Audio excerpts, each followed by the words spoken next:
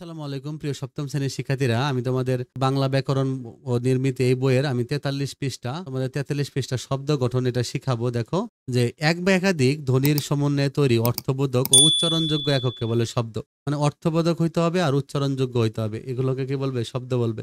অর্থ নাই আবার উচ্চারণ করা যায় না, এগুলো কিন্তু শব্দ বলা যাবে না। তাহলে অর্থবোধক আর কি আর হলো উচ্চারণ যোগ্য হইতে হবে, তাহলে তাকে শব্দ বলবে। তাহলে ধ্বনির যদি অর্থপূর্ণ মিলন ঘটে তখন তাকে আমরা শব্দ বলবো। যেমন কলম শব্দটা ক যোগ অ, প্রত্যেকটা শব্দের সাথে অ থাকে, যেন এই যে কর সাথে অ, লর সাথে অ, ম। দেখো ক, অ, ল, অ আর ম, পাঁচটা ধ্বনি মিলা কলম শব্দটা হয়েছে। বর্ণ কিন্তু দেখা যাচ্ছে তিনটা, তাই না? কলম একটা শব্দ। শব্দ দুই প্রকার, গঠন অনুসারে শব্দ দুই প্রকার। মৌলিক শব্দ আর কি, মৌলিক আর সাধিত, এটা মনে রাখবা। গঠনগতভাবে শব্দ দুই প্রকার, মৌলিক শব্দ, সাধিত শব্দ। মানে যে শব্দগুলোকে কখনোই ভাঙ্গা যায় না, যেগুলোকে কি করা যায় না, ভাঙ্গা যায় না বা বিশ্লেষণ করা যায় না, সেগুলোকে কি বলে? মৌলিক শব্দ বলে। মানে ভাঙতে পারবা না, জানো?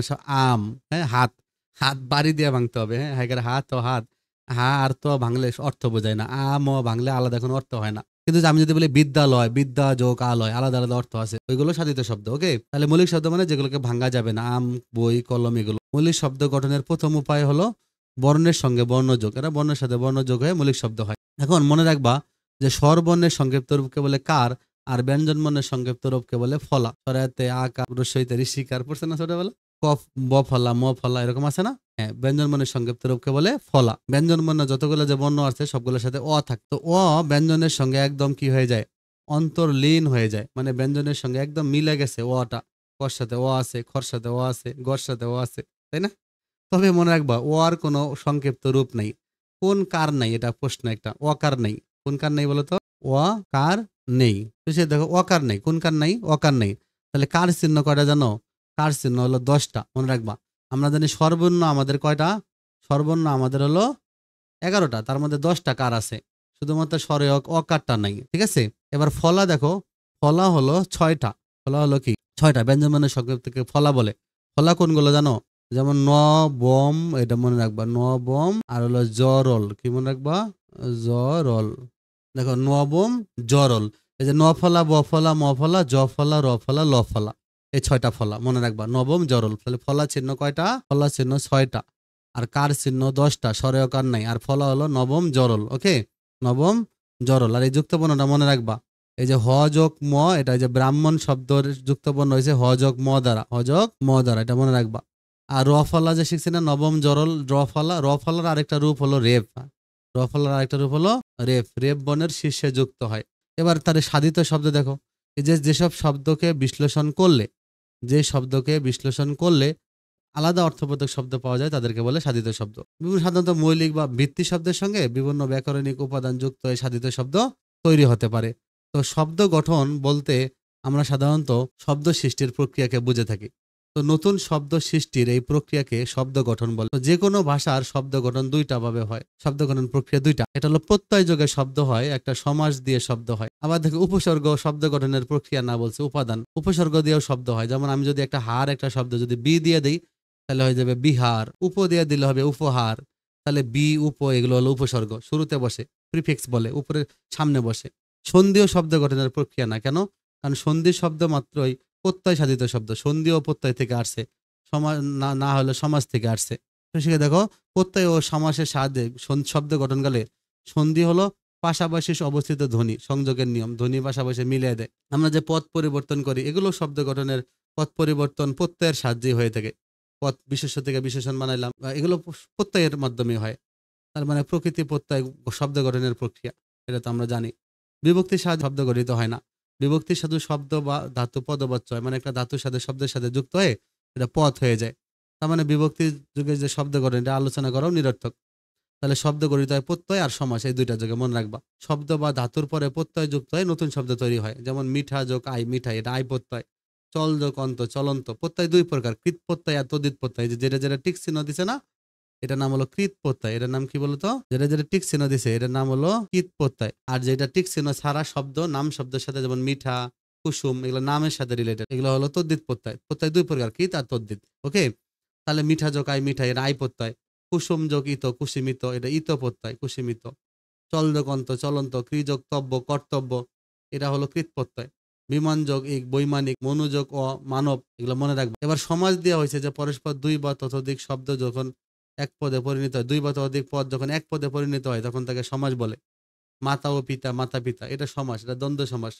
সিংহ চিহ্নিত আসন, সিংহাসন, এটা মধ্যপৎলবী কর্মদ্বারাই সমাস। দিন দিন প্রতিদিন, এটা নিত্য সমাস। বিষাদ রূপ সিন্ধু, এটা রূপক কর্মদ্বারাই সমাস। তোমরা বড় ক্লাসে উঠলে সমাজ সম্পর্কে শিখতে পারবা। এখন যেহেতু তোমাদের বইয়ে নাই, এত মাথা কামানোর দরকার নেই। শুধু সমাজ যেগুলো, এই শব্দ কটা মনে রেখো। তাহলে উপসর্গ যুগের শব্দ গঠন দেখো। বাংলা ভাষায় এমন কতগুলো অব্যয়সূচক শব্দ আছে যেগুলো কখনোই স্বাধীনভাবে বসে না। উপসর্গ মানে কি জানো? যেগুলো স্বাধীন হিসেবে বসতে পারে না তাদেরকে উপসর্গ বলে। মানে এটা এক ধরনের অব্যয়। উপসর্গ এক ধরনের কি বলতো?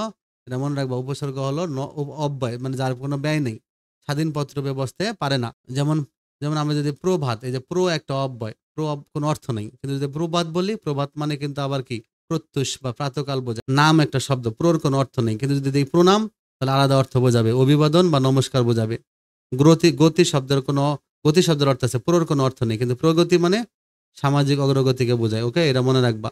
বা সমৃদ্ধিকে বোঝায়, প্রকৃতি মানে সমৃদ্ধি বোঝায়, এমসিকিউ আসছিল। তাহলে এখানে একই উপসর্গ একাধিক অর্থ দোতনা সৃষ্টি করে। আবার অপসর্গ ভেদে শব্দের অর্থ সম্পূর্ণ বদলে যায়। যেমন নাম দিলে সু দিলে সুনাম হবে, বদ দিলে বদনাম হবে, তাই না? তার মানে এগুলো আলাদা অর্থ বোঝায়। তাহলে এভাবে উপসর্গ অব্যয়, উপসর্গ কি অব্যয়, তার মানে যে অব্যয় সূচক শব্দাংশগুলো ধাতু বা শব্দের পূর্বে বসে নতুন অর্থ হয়, শব্দের সম্প্রসারণ করতে পারে, শব্দের অর্থ কমায় দিতে পারে, সংকোচন করতে পারে, অর্থ চেঞ্জ করে দিতে পারে, এদেরকে উপসর্গ বলে। যেমন একটা নাম শব্দ দিচ্ছে, এই যে শব্দের ধাতুর আদিতে বা যা যোগ হয় তাকে উপসর্গ বলে। ডক্টর রামেশ্বর দিচ্ছে। এবার দেখো নাম, মূল শব্দের নাম, নামের আগে প্র দিছে প্রনাম, পরি দিছে পরিণাম, সু দিছে সুনাম, বদ দিছে বদনাম। তাহলে উপসর্গ কি? উপসর্গ এক ধরনের উপসৃষ্টি, এক ধরনের কি উপসৃষ্টি। আর এরা কিন্তু অব্যয়, এটা মনে রাখবা। উপসর্গ কয় ধরনের পরিবর্তন করে? এটা এমসিকিউ আসে। উপসর্গ 5 ধরনের পরিবর্তন করে। কয় ধরনের? 5 ধরনের পরিবর্তন করে। নতুন অর্থ তৈরি করতে পারে, অর্থের পূর্ণতা দিতে পারে, অর্থ বাড়ায় সম্প্রসারণ করে দিতে পারে, অর্থ কমায় দিতে পারে, অর্থর পরিবর্তন করে দিতে পারে। ওকে, এখানে আরেকটা গুরুত্বপূর্ণ শব্দ আছে যে উপসর্গের অর্থবাচকতা নেই, কিন্তু অর্থদ্যোতকতা আছে। অর্থদ্যোতকতা মানে কি জানো? অর্থ তৈরি করার ক্ষমতা। মানে উপসর্গ কি? উপসর্গ কি নিজের কোনো অর্থ নেই, কিন্তু এরা অর্থ তৈরি সৃষ্টি করতে পারে। মানে উপসর্গ অন্য শব্দ বা ধাতুর পূর্বে যুক্ত হয়ে নতুন শব্দ তৈরি করার ক্ষমতা আছে, সম্প্রসারণ করতে পারে, পরিবর্তন করতে পারে, নতুন নতুন অর্থ তৈরি করতে পারে। অর্থবাচকতা নেই, কিন্তু অর্থদ্যোতকতা আছে, মানে অর্থ সৃষ্টি করতে পারে। যেমন হা যোগ ভাত, হাবাত মান, এখানে হাবাত মানে কি ভাতের অভাব, হাবাতে বলে হা দিলে। আবার পরিপূর্ণ, পূর্ণ একটা শব্দ, কিন্তু পরিপূর্ণ মানে অর্থের সম্প্রসারণ হয়েছে এখানে। হাবাত একটা নতুন শব্দ হয়েছে, হাবাত মানে ভাতের অভাব। অভাব, এই যে অযোগ ভাব, অ দিলে অর্থ সংকোচ হয়ে গেছে, ভাবের সাথে অ দিয়ে আরো অভাব হয়ে মানে আরো অর্থ কমাই দিছে। উপকথা, অর্থ পরিবর্তন করে দিছে উপ দিয়ে। এই যে হা পরি অ উপ, এগুলো হলো উপসর্গ। হা পরি অ উপ, এগুলো কোনো অর্থ নেই। শব্দ বা ধাতুর সঙ্গে যুক্ত না হলে উপসর্গ কোনো অর্থ প্রকাশ করতে পারে না। উপসর্গ আসলে স্বাধীনভাবে অর্থ প্রকাশ করতে পারে না, মানে অর্থ দোতনা সৃষ্টি করতে পারে না। অক্ষম, অক্ষম, অর্থ দোতনা সৃষ্টি করতে অক্ষম, কিন্তু অর্থ দ্যোতকতা সৃষ্টি করতে পারে, মানে অর্থ বানাইতে পারে। ঠিক আছে, যেমন অর্থদ্যোতক শব্দ তৈরি করতে পারে। যেমন যদি হারের আগে যদি আ দিই, হারের আগে আ দিই, আহার মানে ভোজন করা, এটা মনে রাখবা। আহার শব্দের তো ভোজন। অনা দিলে অনাহার মানে উপবাস, প্রহার মানে নিগ্রহ, অর্থ মনে রাখবা। পরিহার মানে বর্জন, উপহার দিলে উপহার মানে উপঢৌকন, বিহার মানে ভ্রমণ। যেমন রাজা তার ছেলেকে নৌ বিহারে পাঠিয়েছে, নৌ বিহার মানে নৌ ভ্রমণ। ওকে, উপরে উল্লেখ চিত্রে অ, আনা, প্র, পরি, উপ, বি উপসর্গগুলো স্বাধীন কোনো অর্থ নেই। তাহলে হার শব্দের পূর্বে যুক্ত হয়ে অর্থবোধক একাধিক শব্দ তৈরি করে। বলা যায় যে উপসর্গের স্বাধীন কোনো অর্থ নেই, কিন্তু অর্থ দ্যোতকতা আছে। তাহলে মনে করো উপসর্গের অর্থ দ্যোতকতা আছে, বাট অর্থ বাচকতা নেই। হ্যাঁ, পেছায়ও না, অর্থ বাচকতা নেই, মানে অর্থ নিজের নাই, অর্থ দ্যোতকতা আছে, দ্যোত না দিতে পারে, অর্থ সৃষ্টি করতে পারে। উপসর্গের প্রয়োজনীয়তা দেখো। বাংলা ভাষায় উপসর্গ খুবই গুরুত্বপূর্ণ। হ্যাঁ, উপসর্গ অব্যয়, এরা অর্থের সংকোচন, সম্প্রসারণ, প্রসারণ 5 ধরনের পরিবর্তন করে, এটা আমরা আগেই শিখছি। এগুলো ভাষার অভ্যন্তরীণ শক্তি, ঐশ্বর্য বৃদ্ধি পায় এর কারণে। এই যে এখানে কিছু উপসর্গের উদাহরণ দিছে, যেমন অ দিয়া দিছে, অকাশ, অচিন, এগুলো। অঘা দিয়ে অঘারাম, অগাচণ্ডী। অজ দিয়ে অজপারাগা, অজমূর্খ, এরকম। আ দিয়ে আর দিয়ে আন, আব, ইতি, ইতিপূর্বে। হ্যাঁ, উন, উন মানে কম বোঝায়, উন মানে কম বোঝায়। যেমন উন পাজরে মানে পাজর একটা কম যার। 19 মানে 1 কম 20। ঠিক আছে। কদ মানে ছোট বোঝায়, যেমন কদ বেল, কদাকার, এই যে বোঝায়। আবার পাতি, পাতি মানে ছোট বোঝায়, পাতি হাঁস, পাতি লেবু, এরকম। তারপর রাম মানে বড় বোঝায়, রাম ছাগল, একটা বড় ছাগল। রামদা মানে বড় দা, এরকম আরো অনেকগুলো আছে দেখো। সম, নি, অনু, অব, নির, এগুলো উপসর্গ। ঠিক আছে। দূর, বি, তোমাদের যেহেতু এমসিকিউ থাকবে অতএব এগুলো নামগুলো একটু জানলা দেখলা। ওপি, হ্যাঁ, ওপি নিহিত, এটা ব্যাকরণের একটা নিয়ম। ঠিক আছে। অপেনিহেতি। পরের রস্যিকার যদি আগে উচ্চারিত হয় তাকে বলে অপেনিহেত। যেমন মারি, মাইর, মারি শেষে আছে আমরা বলি মায়ের দিব, মায়ের রস্যইটা মাঝখানে দিয়ে দিলাম মারির সাথে। চারি, চায়ের, তাহলে উপ আ এগুলো সব উপসর্গ, তাহলে এগুলো তোমার জানার দরকার নাই, এগুলো আসবে না, ঠিক আছে। তৎসম বা সংস্কৃত উপসর্গ দেখো, বাংলা ভাষায় বহু তৎসম বা সংস্কৃত উপসর্গ আছে, শিক্ষার্থীরা দেখো। তাহলে এইখানে যে এই যে উপসর্গগুলো আছে বাংলা উপসর্গ দেখো, অঘা, অঘা, হ্যাঁ, নামগুলো অজ, অন, আরি, আন, আব, ইতি, উন, পদ, কু, নি, পাতি, একটা মনে রাখবা, এই যে দেখো সু, বি, নি, আরেকটা হলো এটা কি, এই যে সুবিনিয়া মানে আশুবিনী। এই সুবিনিয়া বা আশুবিনী এরা বাংলাতেও আছে, সংস্কৃতিতেও আছে। দেখো সংস্কৃত কোনগুলো দেখো, সংস্কৃত একটা কঠিন কঠিন নাম দেখতে পারবা, যে প্র, পরা, কিছু সেন্টেন্স পড়ার দরকার নেই, আমি কিন্তু বারবার বলছি, এগুলো লাগবে না। তাহলে উপসর্গগুলোর নাম হয়তো পরীক্ষা বলতে পারে কোনটি বাংলা উপসর্গ কোনটা সংস্কৃত উপসর্গ। তাহলে আগের গুলো বাংলা উপসর্গ ছিল, এগুলো সংস্কৃত উপসর্গ। যে অপ, হ্যাঁ, সম, নি, অপ, অনু, নির, দূর, বি, সু, এই আমরা জানি সুবিনিয়া সবারই আছে, বাংলা আছে, সংস্কৃত আছে। উত, অধি, তাহলে পরি, প্রতি, উপ, অভি, অপি, অতি, ওকে। এটা বিভিন্নভাবে মনে রাখা যায়, যেমন আমি বললাম যে সংস্কৃত উপসর্গগুলো এভাবে মনে রাখছি। কৃষিকে দেখো, অপি করিম একটা নাম আছে, আমি নামের সাথে মিলা দিতেছি, দেখো একটা ছন্দ আছে, অপি করিম, তাহলে এখানকার অপি, অপি করিম প্রভাতে উঠে, তাহলে প্রভাতে উঠে, পরীক্ষার পড়া, তাহলে এই যে পরীক্ষার পড়া, উত্তরায়ে, উত্তরায়ে মানে শেষ করা, এই যে পরীক্ষার পড়া উত্তরায়ে, বিষম খাইছে, বিষম, এগুলো হলো উপসর্গ। বিষম খাইছে, অভির উপর রাগ করছে, অভি তার ছোট ভাইয়ের নাম মনে করো, রাগ করে প্রতিমান নিয়ে রেখেছে, যে প্রতি, এই যে যেমন এখানে প্রতি আছে, প্রতিমান নিয়ে রেখে অভির অমঙ্গল চাইলো, ওই যে অভি, ঠিক আছে, অমঙ্গলের হলো তাহলে এগুলো হলো সবই সংস্কৃত উপসর্গ। তাহলে অপি করিম প্রভাতে ওঠে, পরীক্ষার পড়া উত্তরায়ে, বিষম খেয়ে, প্রতিমান নিরেগে অভির অমঙ্গল চাইলো। এই ছন্দটা তোমরা 2-3 বার শুনো, তাহলে দেখবা সংস্কৃতটা মনে রাখবে। আর সংস্কৃত মনে থাকলে বাকিগুলো মনে রাখবা, বাংলা এমনি মনে রাখবা। তাহলে এই যে তরতম প্রত্যয় দুটি কোন রীতিতে হয়েছে?